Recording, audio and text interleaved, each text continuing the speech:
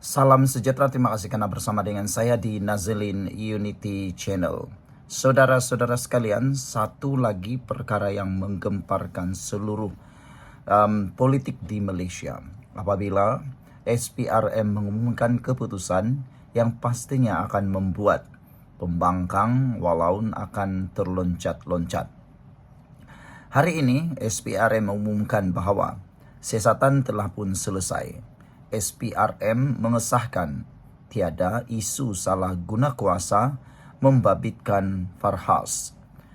Siasatan Suruhanjaya Pencegahan Rasuah Malaysia SPRM terhadap bekas setiausaha politik Perdana Menteri Farhas Wafal Salvador mendapati tiada lesen penerokaan mineral di Sabah pernah dikeluarkan kepada syarikat Farhas. Susulan itu, SPRM mengumumkan kes itu sebagai selesai dan ditutup selepas tiada kes jenayah, rasuah atau salah guna kuasa dikesan. Ketua Pesuruh Jaya Nya Tan Sri Azam Baki berkata, Timbalan Pendakwa Raya membuat keputusan tiada kes jenayah yang boleh dikenakan kepada mana-mana pihak sama ada di bawah Akta SPRM 2009. Kanun Keseksaan dan tiada isu takbir urus. Siasatan kita jalankan dengan memanggil semua yang terbabit dan kita juga merekod kenyataan daripada Sabah Mineral Management, Kerajaan Negeri dan siapa-siapa yang dikatakan terbabit. Akhirnya, Timbalan Pendakwa Raya sudah membuat keputusan tiada kes jenayah yang boleh dikenakan kepada mana-mana pihak sama ada di bawah Akta SPRM 2009, Kanun Keseksaan. Sebelum kita teruskan ulasan kali ini, jangan lupa tinggalkan komen anda dengan tanda pagar Kami Sayang Malaysia. Tapi sebelum itu, izinkan dulu saya berkongsi kepada anda semua.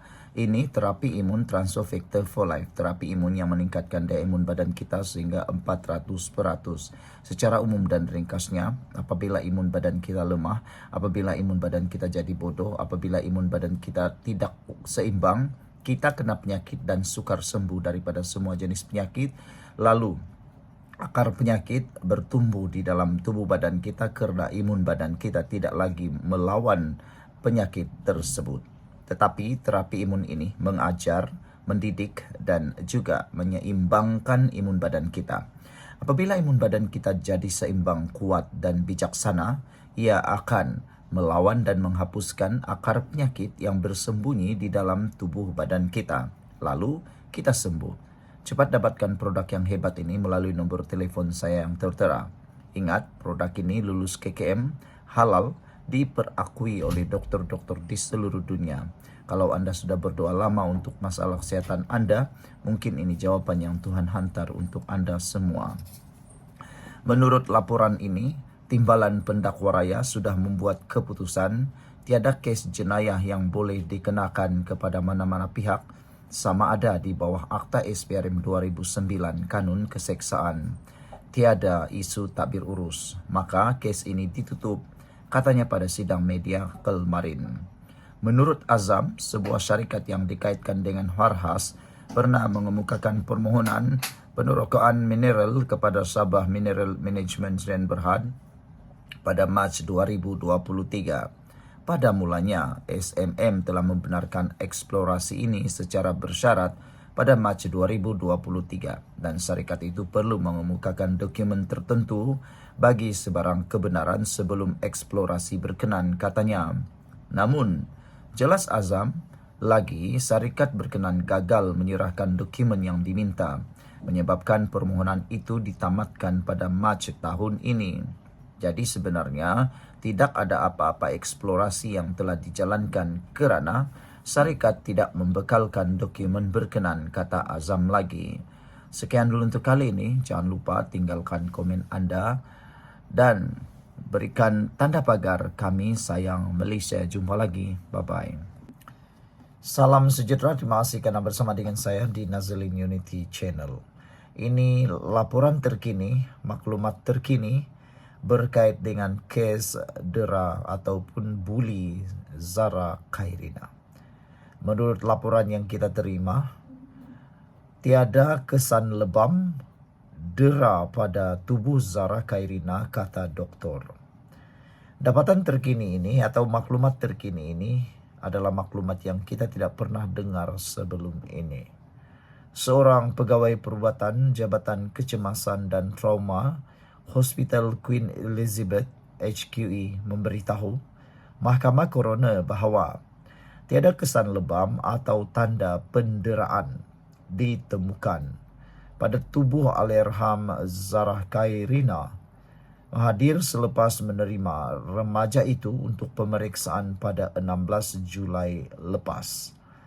Dr. Jennifer Wu, 32 tahun berkata, pelajar tingkatan 1 itu dibawa ke Jabatan Kecemasan oleh penolong pegawai perubatan bersama pasukan ambulans dalam keadaan tidak sedarkan diri. Namun, mekanisme kecederaan tidak diketahui pada ketika itu. Menurut doktor tersebut, hasil pemeriksaan mendapati tiada sebarang kesan lebam atau tanda penderaan pada tubuh pesakit. Hasil pemeriksaan juga menunjukkan pelajar itu disyaki mengalami kecederaan otak yang serius selain disyaki mengalami pendarahan dalaman.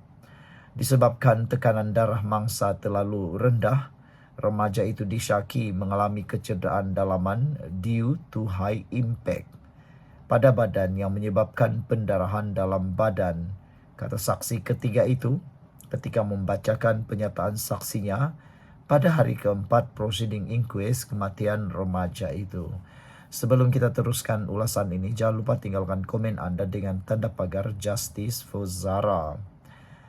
Doktor ini berkata, amaran trauma diaktifkan pada jam 4.42 pagi. Sebelum itu, izinkan dulu saya kongsikan kepada anda semua. Ini terapi imun Transfer Factor for Life. Terapi imun yang meningkatkan daya imun badan kita sehingga 400%. Secara umum dan ringkasnya, apabila imun badan kita lemah, apabila imun badan kita bodoh, apabila imun badan kita tidak seimbang, kita kena penyakit dan sukar sembuh daripada penyakit. Bahkan penyakit akan berakar di dalam tubuh badan kita, terus bercambah bertumbuh dalam tubuh badan kita. Tetapi terapi imun ini mengajar, mendidik dan juga menguatkan imun badan kita serta menyeimbangkan imun badan kita supaya apabila imun badan kita jadi kuat, seimbang dan bijaksana, imun badan itu akan mengenal mana satu lawan, mana satu kawan, lalu menghapuskan akar penyakit itu. Transfer Factor ini lulus KKM, halal, diperakui oleh dokter-dokter di seluruh dunia dan juga di Malaysia. Produk ini adalah penemuan paling bersejarah dalam dunia kedokteran abad ini. Cepat dapatkannya melalui nombor telefon saya yang tertera. Saudara, mungkin anda sudah berdoa bertahun-tahun untuk lepas daripada masalah kesihatan anda. Mungkin ini jawapan yang Tuhan hantar untuk menjawab doa anda selama ini. Cepat dapatkannya, jangan bertangguh-tangguh. Saudara, doktor ini berkata amaran trauma telah diaktifkan pada jam 4.42 pagi bagi membolehkan rujukan segera dibuat kepada pasukan Jabatan Neurosurgery, Ortopedik, Pembedahan dan Anestesiologi. Sementara prosedur resusitasi dilakukan terhadap mangsa. Ketika disoal, pegawai pengendali kes Timbalan Ketua Pendakwaan 2 Datuk Badius Azaman Ahmad mengenai rate of survival, mangsa ketika itu dibawa ke Jabatan Kecemasan, Dr. Wu berkata beliau tidak pasti mengenai perkara berkenaan ketika itu, namun mengikut penilaian awal hanya tahu mangsa dalam keadaan sangat kritikal. Dr. Wu juga berkata hasil ujian darah pesakit mendapati keputusan yang tidak normal seperti darah putih tinggi, garam potasium kalium dalam julat sederhana rendah, dan ia boleh disebabkan tindakan fisiologi badan yang stres tertekan disebabkan oleh trauma. Hasil dapatan X-ray mendapati pesakit mengalami closed fracture atau fraktur tertutup hujung tulang radius tangan kiri, close fractured hujung tulang tibia dan buku lali kanan kaki kanan, kata beliau lagi. Ada beberapa lagi penerangan, antaranya open fracture, fraktur terbuka di hujung tulang tibia, buku lali dan tumit kaki kiri, tulang belakang lumbar 2, 3, dan 4 juga patah, kata beliau. Tambah Dr. Wu, selain beliau, beberapa petugas lain termasuk paramedik dan pegawai atasannya bernama Dr. Rahim dan juga dokter-dokter lain daripada pasukan trauma terlibat dalam rawatan awal.